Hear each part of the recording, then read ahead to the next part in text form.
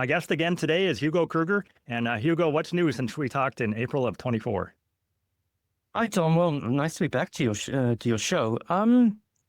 What's happened since last year? Well, I've had added a new member to my family, so I am not following the climate cult's version of no children.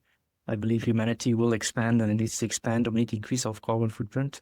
So I'm doing all of that in a personal level. I believe you need to live your convictions. So congratulations. I read on your Substack. I really enjoyed reading about it on your Substack, because not only did you announce the baby, but then you had all these links to all the study you did about various things about how to be a great parent or the health issues, SIDS, all sorts of things. You really dug into that part, it looks like. Yeah, well, I mean, I'm a skeptical person by nature, as you know, and the skepticism that I got from climate, and I suppose that Richard Lindzen, who happens to be a personal friend of our family, inculcated in me, I inculcated into what I call baby science. So, when kids get born, they tell you a lot of things like SIDS, you're going to roll over the kid if they happen to sleep on your bed, even when the wife's breastfeeding, which is complete nonsense. I looked into that. I looked into just a few little, sort of silly things. There's a debate about formula versus breast milk.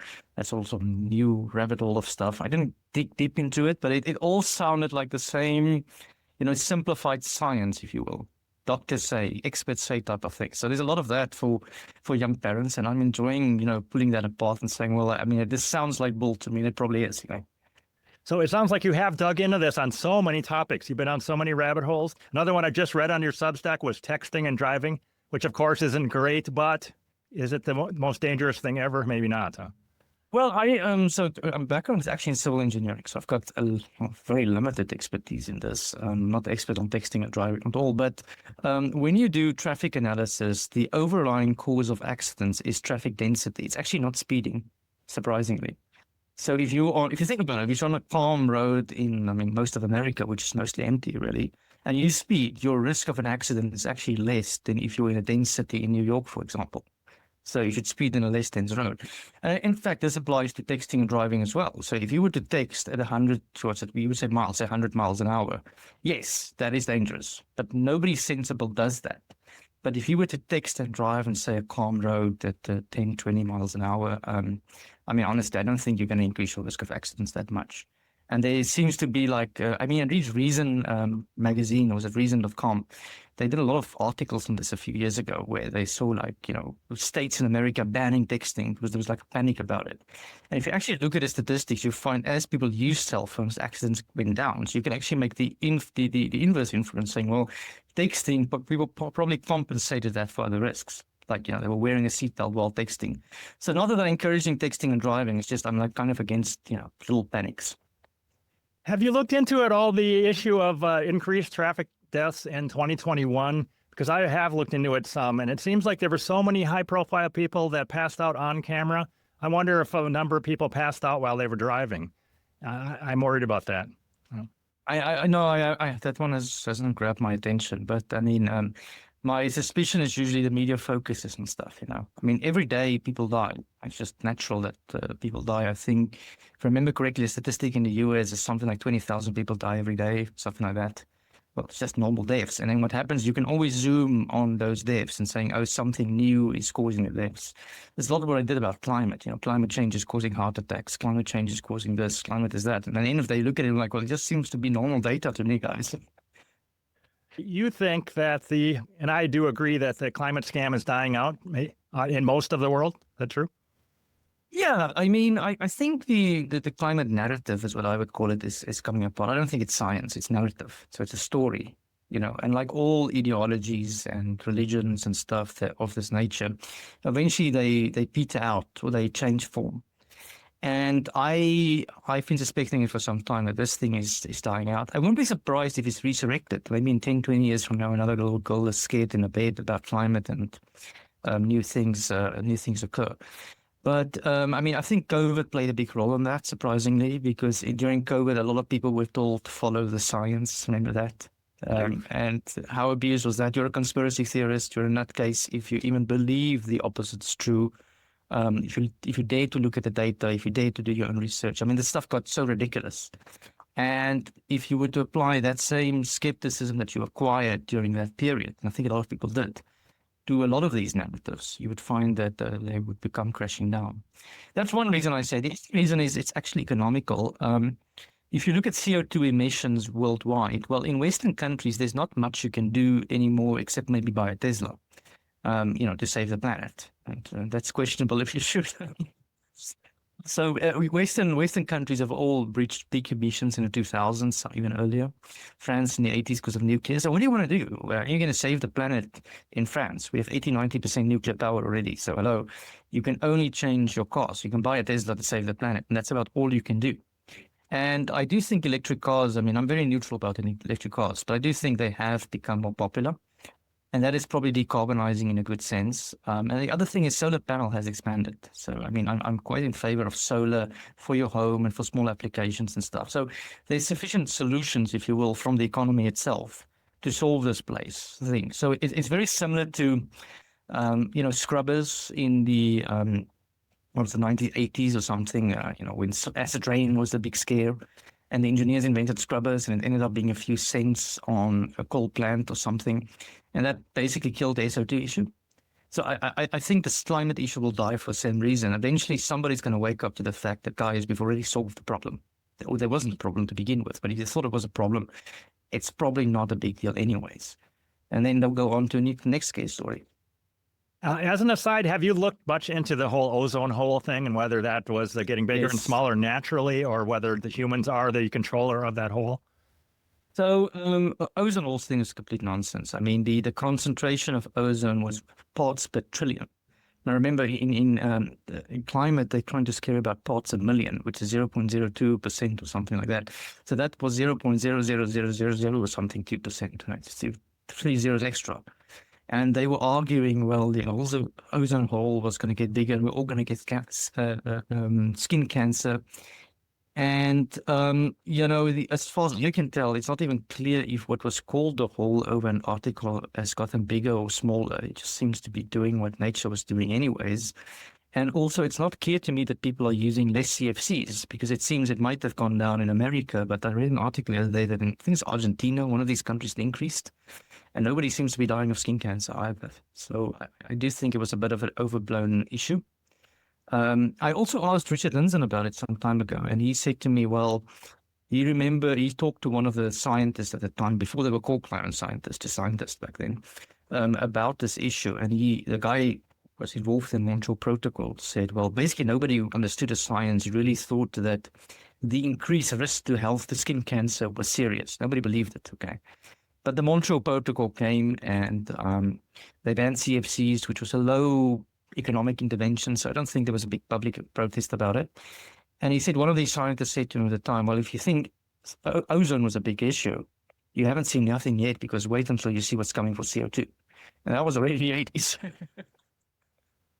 Okay, so I think it was just one of these other issues. And I think with CO2, initially, I can't figure out if James Hansen was invested in the issue or if he was a true believer.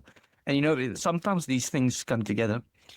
But either way, the one reason why Hansen went to Congress to testify about 1988 being the warmest year on the planet, that's 2 years before I was born, by the way, is that he worked for the Goddard Institute, and there was suspicion that the Reagan administration wanted to cut its funding. So, there was a big incentive to scare the hell out of the politicians to get funding for NASA to continue the science, right? And, the scientists eventually believed it, but I think at the time, anyone really did the math and the science or the investigation as to what it would mean to decarbonize the whole economy, because carbon is everywhere, right? It's electricity. We're struggling to get out of that. You haven't replaced cars yet. Now we have electric cars. Maybe you can do that. But I still want to see what genius solution people are going to bring up for steel and concrete. Like, how do you decarbonize that? Because that's everywhere. That's in all structures. And highways are made of, we say bitumen, you guys say asphalt in the US. Asphalt is a byproduct of crude oil. Don't know if people know, but you're driving on oil every day. What are you going to replace that with?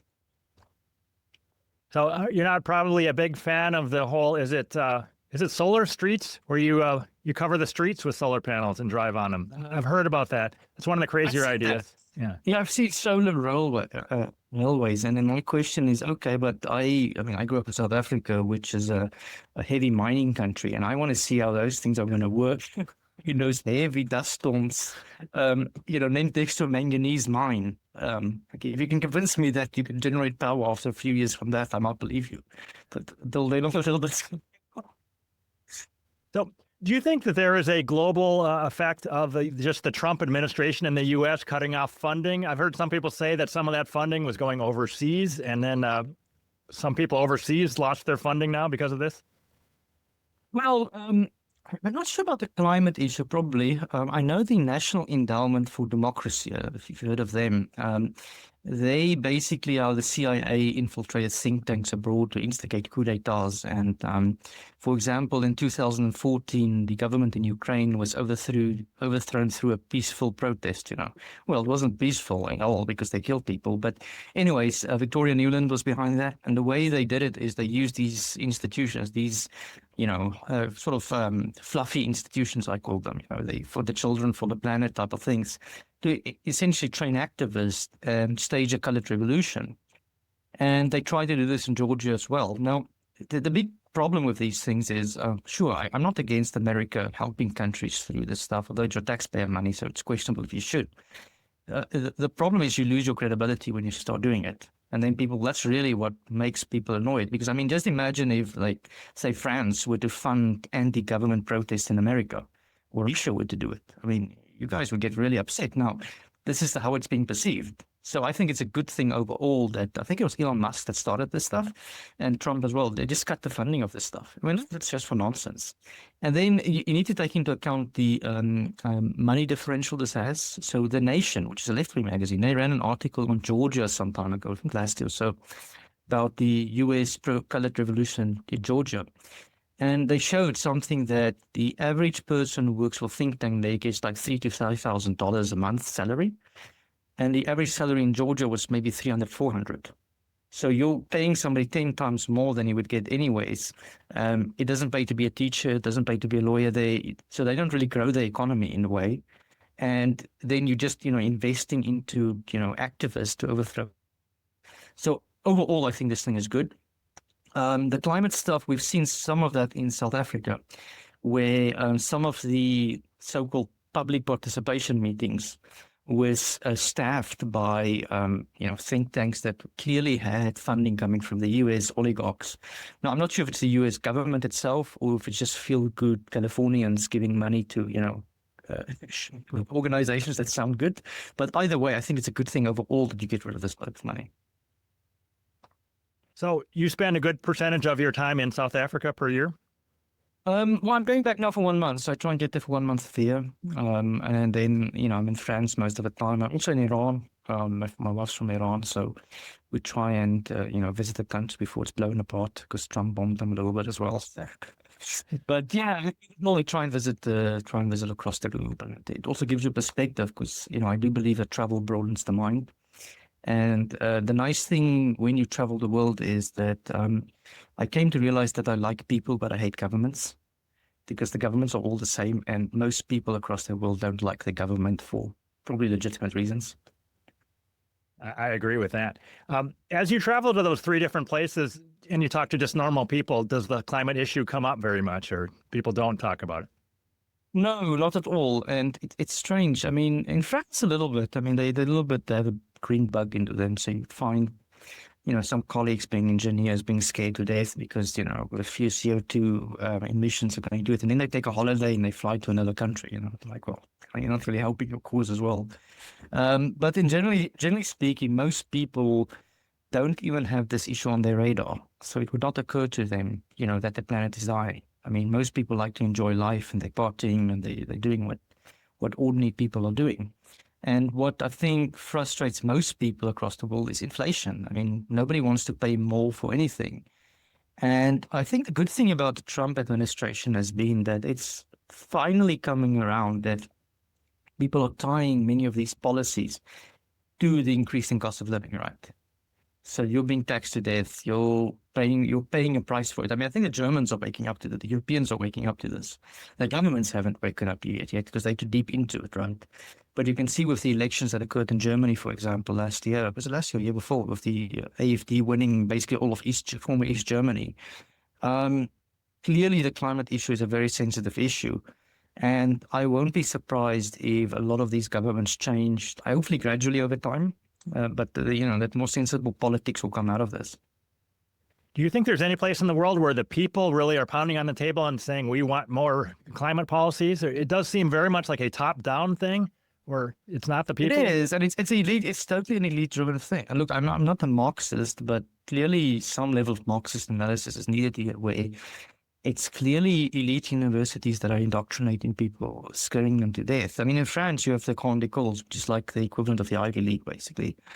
And yeah, the students who come out of it, I mean, we have interns in our office, for example, and they want to design a new building to save the planet. And I'm like, well, guys, we're building with concrete and steel. I mean, it's not really going to save the planet the way you're doing it at the moment. But when you start explaining the facts to people, most of them, I think, come around to accept it's, a little bit of nonsense. You do get true believers, unfortunately, and you just can't change their minds, right? It's like talking them out of the religion. They've just been inculcated from childhood onwards that, you need to check your carbon footprint. But what I think is becoming revealing is that the people who preach this are the biggest hypocrites. I mean, Bill Gates being the prime example of this, right? I mean, this guy wants to save the planet in his private jet. I mean, and when you start explaining this to people, they're like, oh, then a few brain cells go on. So do you think even the true believers, though, there's some level of fatigue here, and I've been told the world's going to end by 2030, and if you look at the calendar, it's going to be 2030 pretty soon. Nothing's happening. Yeah, I mean, it's right. 2030 is 5 years from now, right? So it'll be interesting to see what's going to happen, and if the world comes crashing down. There was a book called The End of Doom by Ron Bailey some time ago, for his magazine, and he looked into the echo predictions of the 80s and 90s. Overpopulation was a big thing at them, and he went back to ask these people like Paul Ehrlich, what happened to your prediction? They're like, oh, well, it's going to come soon. It's like, we missed the deadline, but I'm still confident that we're overpopulating the world. So it might be something of that nature. And then Richard Lindzen himself, it sounds like he's been involved with this so many decades that he's kind of moved on from it, right? That he's not looking at it every day so much. I think he follows the real science still with interest. So he's still, I mean, a little bit out of it at the moment. But for example, he was well aware of the Department of Energy in the US's report. He actually alerted me to this about the report that they wrote, which was, I think, Stephen Koonin and Joseph Curry were one of the authors. And, he says it's a completely reasonable report, but according to him, they didn't go far enough to say it's nonsense, So he's really even the other side of them sometimes. But basically, I mean, his argument, I think, is still quite robust, which is whatever you make of the data, right? Even if you accept that it has got integrity, and I think Tony Heller has shown it doesn't, but even if you accept it's got integrity, so there's nothing to be worried about. There's a few tenths of a degree. What are you stressing about? Nothing of this is scary. And that's been his argument from the beginning, because the Earth is it's never got a stable climate. It's either going to go up or down. Okay, it has to get warmer or colder. So if it tomorrow drops all of a sudden, are we going to start panicking about global cooling again? And that's the dishonesty in this whole debate. Like, nobody wants to give, nobody's going to give the public a lecture in the Navier-Stokes equation, which is a complicated thing that hasn't even been solved analytically yet. No, they're just telling you, check your carbon footprint, one variable, one temperature. So, the whole thing, and I asked him about it, like, what made you alert? And he's like, well, the dishonest behavior of the people, saying these things, they were clearly dishonest. And I think that sort of crazed his skepticism from the beginning. And I think that's still a robust argument. Like, whatever you make of the data, I mean, of the models, of all the stuff, what are you panicking about? I don't panic about a few tenths of a degree. It can be 1 degree, 2 degrees. I don't see the fuss, basically. So we know that CO2 isn't the climate control knob and there's no crisis, but there is a lot of interesting stuff to learn about what really does drive the climate, right? And how does it work? How important is it that we figure that out, to get a better understanding of it? And can we, in the next 100 years, can we still understand it enough so know what's going to happen next? Well, I don't believe you can model it you can make a reduced model of maybe the main drivers of climate, whatever that means. But I don't think, I don't think you can model the weather or the climate at all for over long periods of time. And certainly you can't do it at the resolution that people claim you can do it. I mean, we don't have enough data everywhere to begin with. Most of the data is in the UK, maybe Europe and North America. I mean, I looked at South Africa. It's the representative point for Africa is Cape Town and maybe South Africa. Most of Africa doesn't even have data today. So what are you modeling to begin with, right? I mean, is it a clear, interesting scientific hypothesis? Yeah. I mean, there's value in capturing data, there's value in measuring stuff, there's value in seeking scientific understanding for its own sake, right? Just to understand the universe. And I'm all in favor for that. However, I do think it's a little bit naive to think that any science of this nature won't be exploited politically, because climate is a very touchy subject. And I haven't figured out why yet, but people seem to be addicted to doomsday prophecies, and notably climate doomsday prophecies. Like, some people just want the world to end. You know, it doesn't matter how much good news you give them. I remember I had this conversation in the office with colleagues who were into this climate stuff. And the one guy would tell me that the agriculture in France is collapsing because of climate change. And I actually looked up the data, and the reason the French agriculture was collapsing is because of the inefficient farmers that were living off state subsidies. And when the government cut the subsidies, they were relying on exports from other ways. So there was a clear other explanation. But I said that's good. The good thing of it all is that the food prices came down despite this, right? So they were good news. And it seems that they are addicted to bad news. Because the more you tell them that the world isn't dying, there's actually a good story to tell. There's an optimistic story here. I think the more pushback you get. So there's some addiction to the end of the world. And that's a very strange behavior. I'm not a psychologist. I would hope that a psychologist can one day explain that to me. So you don't think this is the last climate scare? Do you think they might just alternate? Cooling scare is coming, then another warming scare, back and forth? It's already happened several times. I was thinking maybe a sunspot scare is coming. Like, you know, there's going to be too many spots on the sun, and maybe a model will predict that there will be even more someday. That we really can't control. You know? But the problem is you cannot tax for the sunspot. See, that's the problem. So the thing about CO2, what makes it so persuasive and so addictive for governments is it's not like healthcare, you know. If you don't take a medication, you're going to die, type of thing. Well, CO2, you know, it gives government a way to tax people, and it's everywhere in the economy. So it's the ultimate pot of gold for them. So that's why they're latching onto it. And what is next, though? I've asked other people this. I don't really know what might be next if they have to give up on the whole carbon scam. Did you see something on the horizon? Yeah. Food, definitely. There's a lot of people invested into plant-based protein and stuff of this nation. Vegetarianism, you can see this. That seems to be big scare. Although I think many people, when they actually go on these diets for long periods of time, can't handle it. I mean, not that I'm against vegetarianism. I mean, I've been to India, and there's a few provinces where meat is technically illegal, and there's just, you know, it's a culture of vegetarianism that works over there. It's to be fine. But, you know, to try and convince South Africans and I think Americans to give up beef, it's going to be a big deal. But yeah, there's definitely been an attack on cows. So that was always tied to the climate thing, and it's also, you know, tied to cholesterol and health. And the interesting thing is the cholesterol hypothesis is as BS as the climate hypothesis. There's almost no link between cholesterol and heart attacks. And it ends up being sugar at the end of the day. You know, that is actually the real cause of heart problems. And they obviously won't admit that, because Coca-Cola would lose such a big part of their market share, and so would McDonald's. If you were to come to terms that the reason America's got diabetes and obesity is actually because of bad nutrition. I mean, that's a big deal. But, you know, I think at the end of the day, I just think most people have some instinct against the stuff. Most ordinary people do. And there's always a little bit of a pushback. And I think, you know, governments are going to find something. We can't predict what it is. They're going to try and push it. And they push to a point where it becomes intrusive. And at that point, I think people push back. And overwhelmingly, enough people will create podcasts like yours, for example, come on here and say, well, listen, beef is actually good for you. There's actually good news here, you're right. And you'll have maybe a beef podcast. And then, you know, get the public will wake up again. I mean, I come from a dairy and beef background, so I'm happy to hear you say that. It's good for longevity. It's good for your skin. There's a lot of reasons to eat beef. You should never give up on it. cholesterol may be good for your brain, right? Or at least if it's very, very low, that can be bad or even cause dementia. Do you think there's any truth to that? No, the dementia stuff, it's all sugar linked, actually. Concentrated sugar.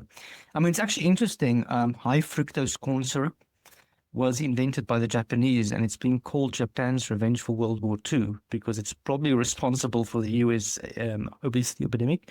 I mean, if you take photos in the 70s of Americans were slender, right? They were lean. So were they in France and South Africa and whatever. And all of a sudden, if you take like snapshots every decade onwards, people just got systematically bigger and fatter. And this has never been due to a lack of exercise. In fact, this is also an interesting thing is that the exercise itself, unless you really push your body, it's probably not going to make you lose weight. I mean, and you've seen this a lot probably. Like, you've got friends who all of a sudden go on exercise, train. And yeah, those who love exercise, they manage to sustain their body weight. But most people I've always seen, bounce back. And the reason they bounce back is because of what they eat, and primarily junk food, sugar, stuff like this. And it's interesting to see that actually the Trump administration is somewhat attacking this with Kennedy. I think people have come around, but people haven't come around to accept that it's actually been the concentrated sugar in particular. Like, I'm not talking about fruits and what they call natural sugar, fruits associated with fiber. Like, I'm talking really about processed foods that is responsible for definitely for obesity, for diabetes, for dementia, because it's linked to that in a long period of time, and heart attacks. It's got all the metabolic diseases tied to sugar. So that's a big rabbit hole to definitely expose because it's got enormous benefits. I think a lot of people have gone into that. I mean, I see Joe Rogan, for example, has been into healthy diets and things of that nature. And I mean, when I say healthy diets, I'm not a purist. I mean, I do eat hamburgers, I do eat sugar, I do eat things like that. I'm just saying, like, don't overdo it, right? And if you bring that into control, I think there will be incredible benefits.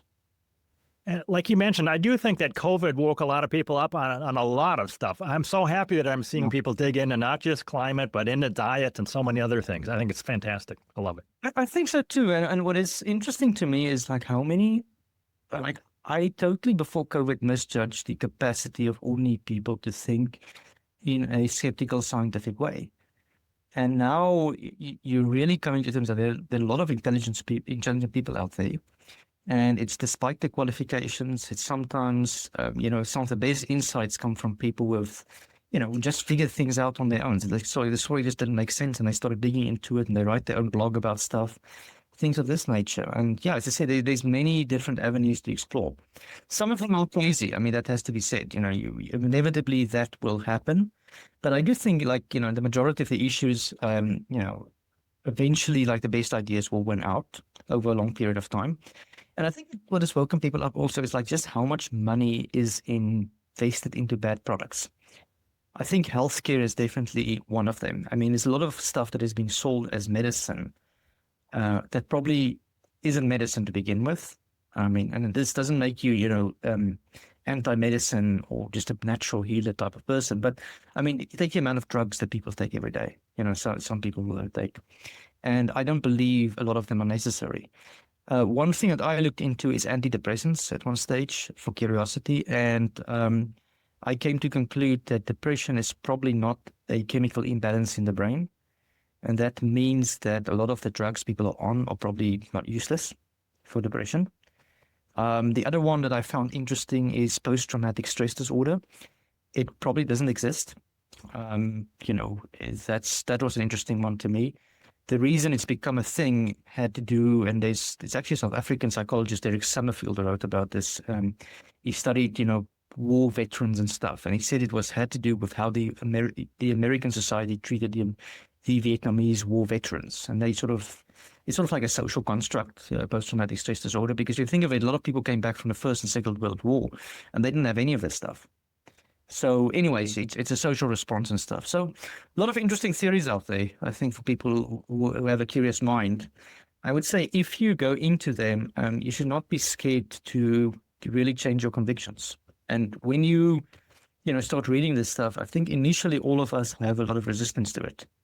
I mean, but you come to a point where you're like, okay, well, I get curious and yet I'm resisting at the same time. I had that feeling on many of these topics. And eventually you come to a point like, wow, okay, now I got to go wrong. And now I've got a new perception of things. And I think that once you've gone through one or two of these rabbit holes, like, climate being one of them, healthcare being one of them, vaccination, I mean, there's also stuff I read on that I'm not convinced of anymore. I think you become more resilient to being manipulated. Another rabbit hole that you've been way down, I think, is radiation, maybe EMF, or the dangers. I just wanted, we talked about this before, but like I'm sitting pretty close to my router here and stuff. Is there any dangers in our house that we should be worried about? No, not at all. I mean, this another interesting one was, I mean, you had Edward Calabrese on radiation, but also Hormesis in general. It's not just a radiation thing. It's that thing, what doesn't kill you makes you stronger. Yeah. So it seems to be a rule for most exposures. So, for example, a little bit of arsenic might not be bad for you. Okay, a high level would kill you. Okay. Yeah. And that's the same with medication. Most medications are probably good for you or beneficial. And the beneficial effect is what we call hormesis. Exercise is a hormetic effect. You do exercise, your body goes under stress. Obviously, torture is bad for you, but a little bit of exercise is good for your body. It's bad maybe during that period, but you recover and you've got better muscles, right? And this is also true of radiation. So yeah, it might be damaged in the short term, but you recover. Your body adapts to it. And this is called the human adaptive response or the hormetic response. So yeah, I mean, I don't believe radiation, the level of the dosage levels that we're exposed to is anything to be concerned about over a long period of time. And hormesis is an interesting topic to research because in the beginning of the last century, or even before that, there was a lot of homeopaths. It used to, before modern medicine came in, homeopathy was a thing. And also, I used to believe homeopathy was complete nonsense. And I still do to some extent. I mean, if you dilute something, 1 in a million, 1 in 100 million stuff, that's obviously nonsense. But there was a guy called Hugo Schultz, like my name, and Edward Calabrese alerted me to him. He wanted to test homeopathy theory. And he added a little bit of poison he added to plants. And he realized you were actually stimulating the plants' metabolism with a little bit of poison. And this is where hormesis came from. So hormesis is like a little threshold of stuff might be good for you, even if it's theoretically bad for you, if it makes sense, right? So, a poison in low dosages is not a poison. And that's what hormesis is out. So the idea of talking about a toxin in general doesn't make sense. The question is always what level is good for you. And the interesting thing that Ed Calabrese wrote an article out, he said, well, you should probably test some of these homeopathic theories. Yeah, some of them might be quackery. That's true because in theory they don't work. But it might be that a little dosage of something might have a beneficial effect. There might be a scientific reason behind that. And that can be tested.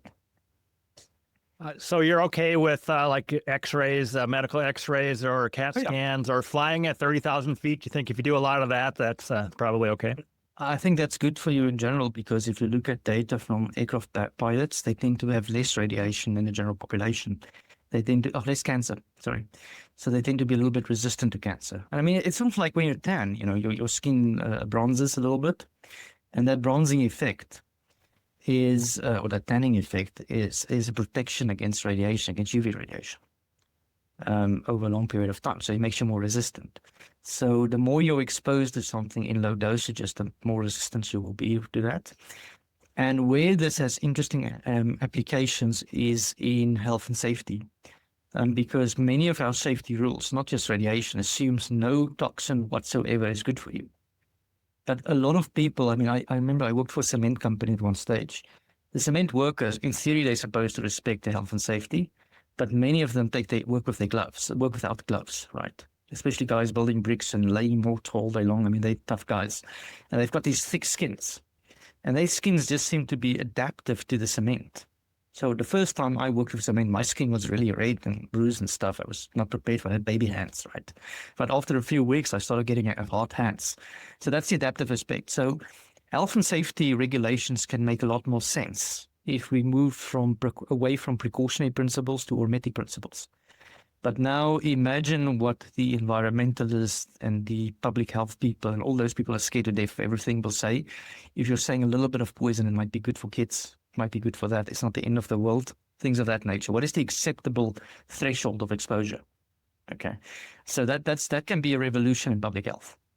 Didn't you famously visit someplace where the background radiation is just way higher than average background radiation? People are fine there? Yeah. Yeah, well, that's actually in Iran. So it's in Ramsar, in the North Iran. And that's where the Iranian nuclear program started under the Shah of Iran. They actually discovered uranium in that area, the 50s or 60s, something like that. And anyways, you see rivers of water that's radioactive, and you see kids playing there in this like area that's more radioactive than Chernobyl. And people don't seem to be fine. People seem to be tanning on the beach. It's quite a nice area. And there was a BBC documentary called Horizon some years ago. You can probably find it still online that looked into this, and they did blood samples on the population there, and they seem to be radiation resistant to some level at least. So again, it sort of proves that point that human beings adapt to the environment to some level, and that's an adaptive response. I'm curious as to when the lines of radiation crossed over between Chernobyl and that place, like the first, year or something in Chernobyl? Was it very dangerous? I have no idea what the timeline was there. No, I mean, I spoke to, there's a guy I did an interview with on my channel called John Shanahan. He was also a civil nuclear engineer like me in the US, and he knew people in Chernobyl. And he said as the reactor was going off, he knew one of the guys that was fishing next to Chernobyl. And the guy ate fish because he wasn't scared of anything. And the theory is that we probably overreacted with depopulating the area entirely. So it's probably not as dangerous to go back and live there. And there were populations like older women that stayed away stayed there because they were, loved their land or something. And they lived until 80s. So most likely that entire panic button around it wasn't necessary. I do believe I read that the panic over Fukushima killed a lot of people, way more than the radiation would have. Yeah, I mean, that's been proven. More people died when they pulled them out of hospital beds than actually from radiation. So, people just scared of stuff that they don't know. And it's also this thing, we can't see it. And that's the problem of CO2 as well, right? Problem of polar bears in the Arctic dying. I mean, nobody can actually go into the Arctic and verify the population of polar bears. So you have to believe what is on the camera, and anything on the camera looks scary. So because you can't verify and see it, or COVID, it's a virus. What is a virus? Nobody knows. Nobody's ever seen it. Nobody's going to see it. That is what scares the hell out of people. So the radiation is a lot like that in my view. That was that whole thing about Patrick Moore's fake invisible catastrophes, that they have to tell you something that's far away and you have to take their word for it. Yeah. Exactly. And what do I know? I'm just an engineer. I mean, and now imagine, if you don't even have a little bit of math background, you can't verify the data, and that scared a lot of people. And that's also another thing that Richard spoke about. If you look at the qualifications of Western leaders, they tend to have technical qualifications, right? They tend to be lawyers. I mean, you look at your Congress, our parliament, all of them, they're lawyers or bankers, basically. Where if you go to Asian countries, they tend to be engineers and scientists, the Chinese and the Japanese and stuff. And I get the impression their politicians are a little bit less scared about these things because of this. That makes sense. Yeah. I was going to ask you, you're in France right now, and you did some work on their nuclear fleet. I'm curious, Yes. Is that overall a pretty big success, that it's working well? It's a mixed bag. Look, it's been an incredible achievement in France to be able to generate basically all the electricity at one stage from nuclear, right? It's 80-90%. But one has to admit how it was done. And I don't think the proponents of nuclear are necessarily truthful about this, because the French nuclear program was done during what was called the Mesmer Plan. That was a program by Charles de Gaulle, and he had a prime minister called Pierre Mesmer. And basically they passed a law without consulting the people. So it was sort of like a diktat type of thing. We're going to build it because de Gaulle was General de Gaulle, right? He just didn't care about democracy at the time.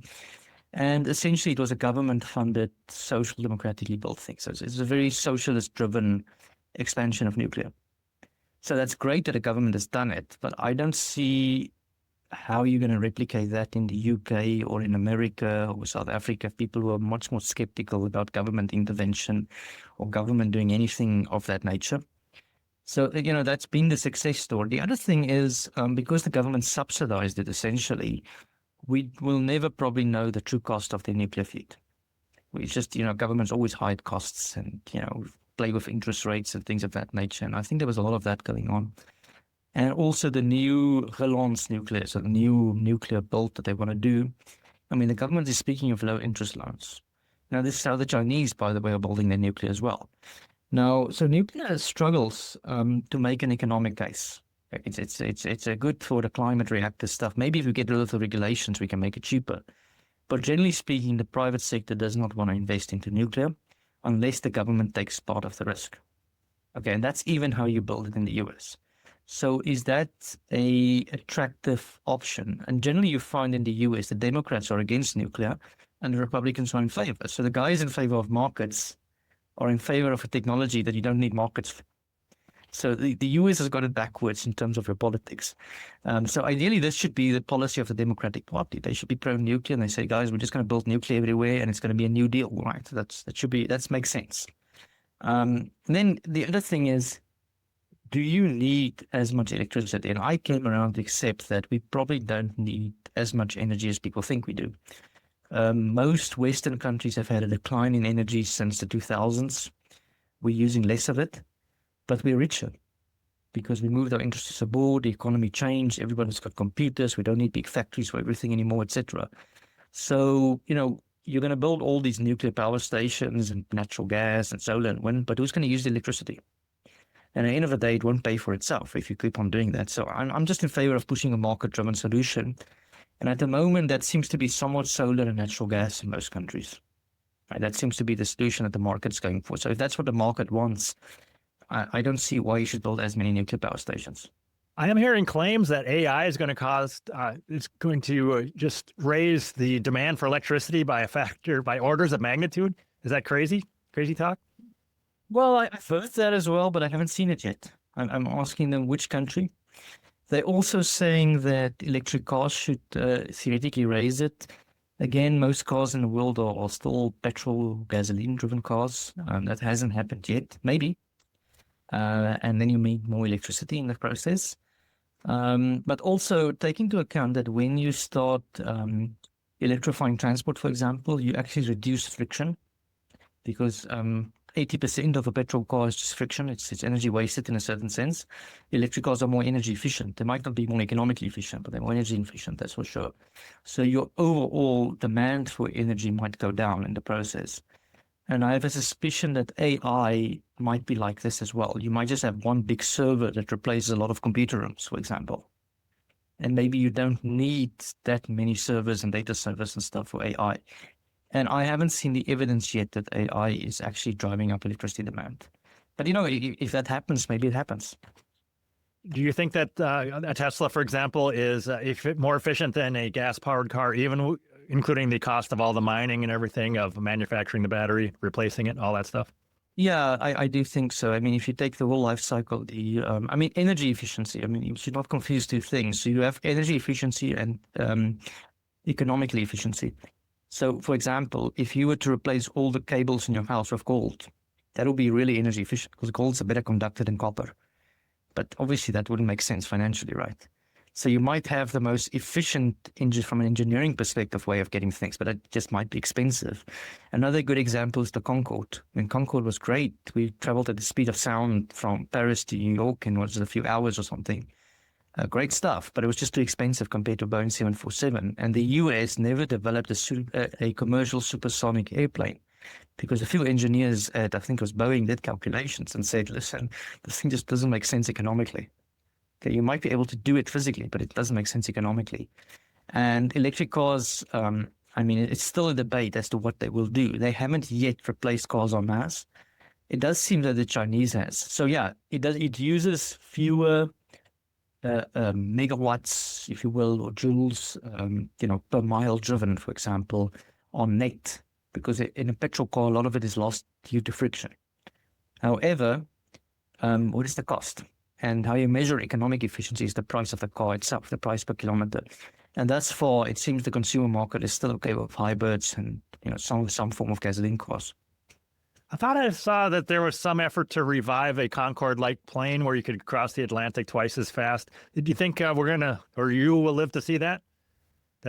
Maybe somebody will make the plane work, but will I live to see that being a long-term solution? I still don't believe that is viable economically. I don't know that much about planes, to be honest. Maybe somebody can figure it out. But from what I know is that the Concorde itself, the commercial airplane, was just too expensive to do. That's why it was scrapped. And by the way, that's probably the argument against nuclear power stations. Nuclear energy is energy dense. Everyone talk about energy density, right? But what does it cost per megawatt hour? That's what you need to ask for. And there you still have natural gas and solar and stuff that's being the ones beating the market at the moment. So that's the cheaper solution. So you need to drive down the cost at the end of the day. And yeah, that's the argument about the supersonic airplane. We know how to do it physically. I mean, we have military aircraft going at the speed of sound, right? But nobody is going to buy a plane ticket for a military aircraft. And there's no way you can drive down that cost for mass consumers. So the excessive cost for nuclear power, do you think it's not just a matter of too much safety, that we're too afraid of radiation? So that's why it's too expensive? It plays a role, definitely. Yeah. That's one of the major roles for it. However, it depends. I mean, I think some people have argued that it's also due to simply the nature of the technology. So that's an open question. But look at it this way. So the price of a natural gas plant per megawatt hour of its lifetime is something like 25, maybe $30 per megawatt hour. Only the fuel alone in nuclear is 25. So you really have very thin margins to be profitable. And then if you add the capex, it's another 25. So you've got like $50 a megawatt hour at your best case at the moment. And maybe if you cut out safety, you can get to 40. But how does that compare to natural gas that's just much cheaper? And then solar panels have become increasingly cheaper. So I do believe solar and gas and some form of batteries will probably be the long-term solution. And maybe even some wind, onshore wind, yes. Offshore wind, I think there's a lot of basket cases and lots of subsidies. But the problem with any of these numbers is there's always government money sloshing around in a lot of these stuff. So do you know the true cost of it? And we saw now the Trump administration cutting the Biden subsidies. I mean, Ørsted, which is making wind farms in Denmark, they seem to be going bankrupt. So there's a few of these things happening. So you're saying, well, like, how good were your finances really if you can't survive without government subsidies? Yeah, and would you agree that it would be nice if just all the energy, all these sources competed without subsidies and let the best source win? Yeah. Yeah, and if that happens to be coal, so what? Because coal is more attractive in many countries as well. Depends on the country. Because if you don't have natural gas infrastructure, coal becomes quite a good-looking option for many countries. And we're seeing many Asian countries just building coal because that makes economically sense for them because they have coal under the ground. But, the question and the problem about that is like, energy is like healthcare. It's so attractive for governments, right? It's everywhere.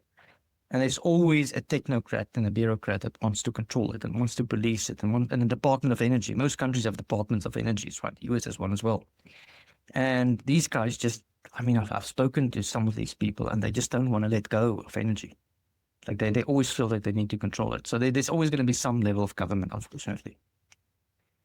Have you been far down the rabbit hole of money printing and Bitcoin or any other solution to this national debt getting so high in the U.S.? Anything like that? Well, I mean, a lot of people have speculated that Bitcoin might be a solution. I know a lot of libertarians are into gold.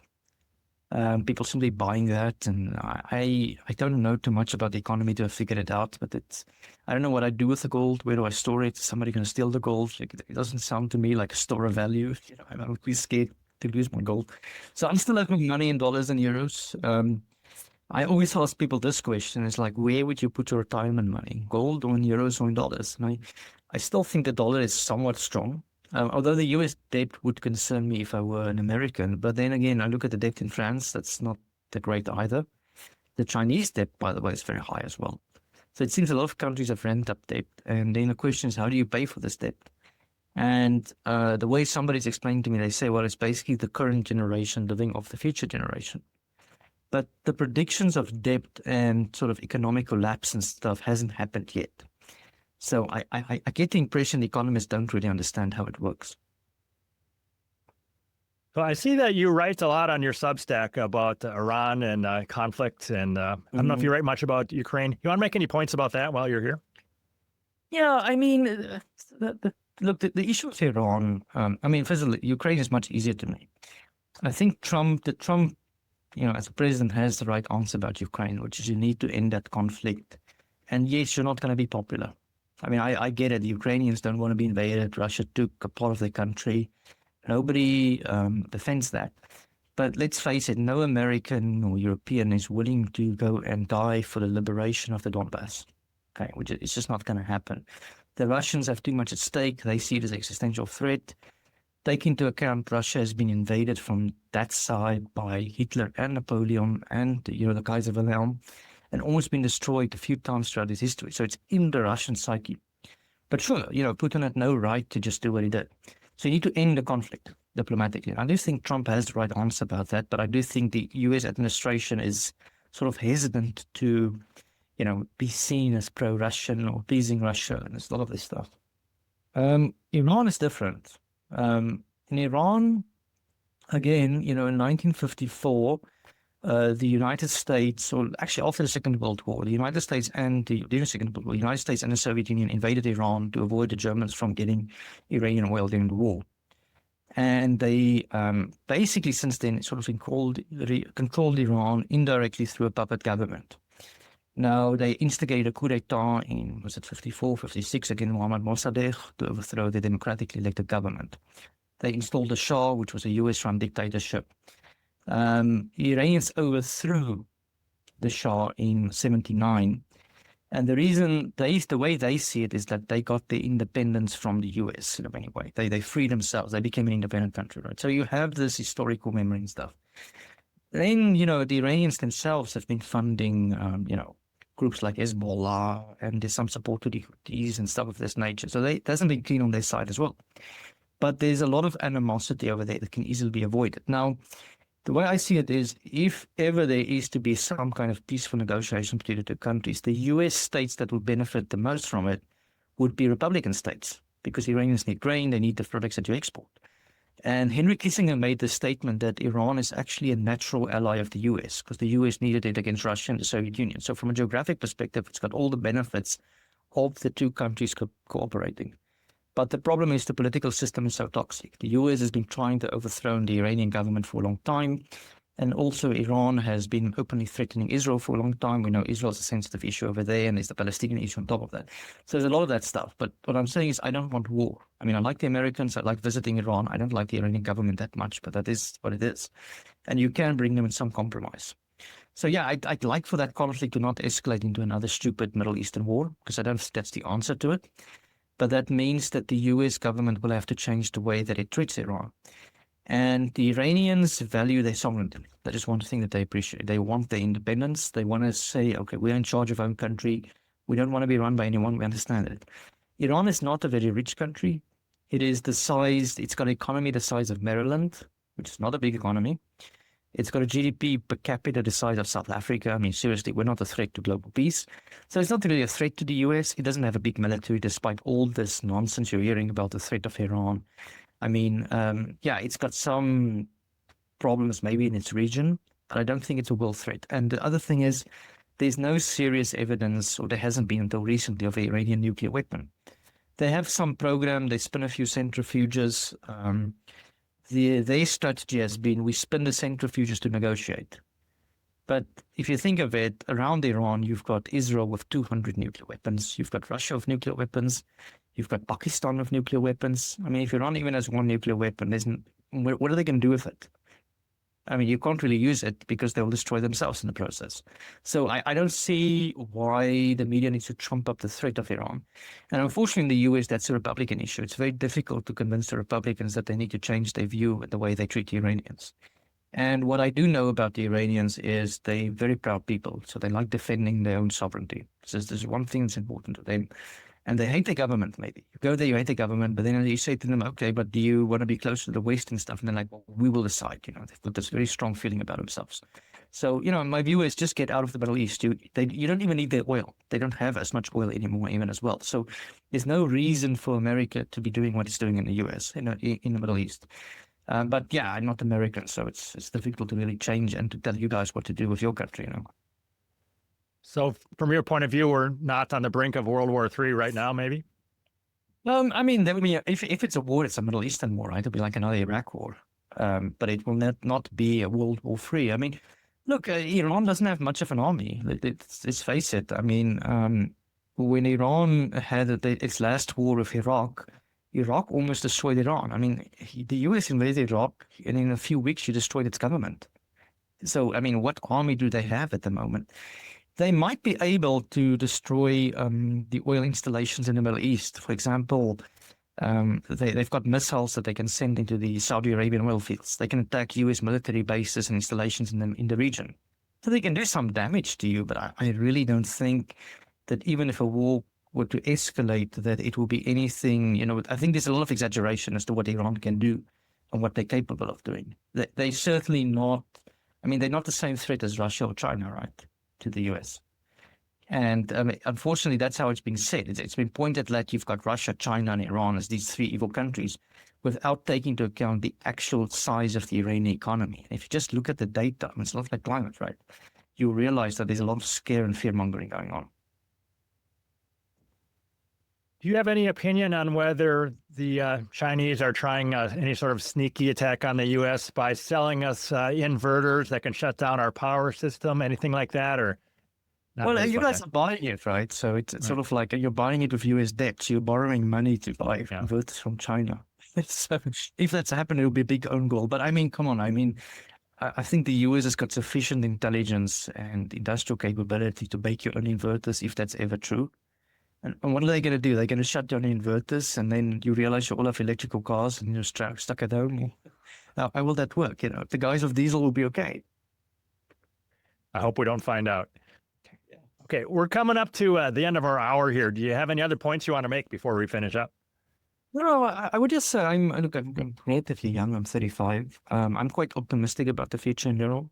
I'm not scared about the climate. I don't think you should be scared. And I think, if a lot of people would just realize that a lot of these scares, Christopher Booker wrote a great book about the history of scares. And there was a book before him by Madison McKay, the beginning of the century, called The History of Popular Delusions and the Madness of Crowds. And I think if you read those books and, books of that nature, you will realize that there's a pattern repeating itself, which is it's usually governments scare the hell out of people.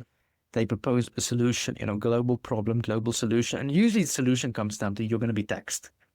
Right? You're going to be taxed to solve this problem, as if the government has ever solved any of these problems. And once you realize that a lot of this is just a scam, I think you'd be, firstly, it might be traumatic because you realize you've been lied to for a while, so you get out of it.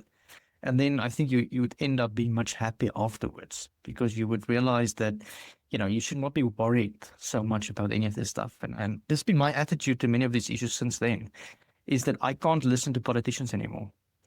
Scare in the Middle East, I'm not scared about it anymore. Fear about climate, fear about health, fear about this, fear about you're going to die. Any of these things, I think you get over it, you build a resilience to it, and then you actually become much more healthy and happy afterwards. All right. On that note, we'll finish up. Thank you very much. You're an interesting guy, and hope to have you on again. Thank you, Tom. I appreciate it. Talk to you next time. Bye.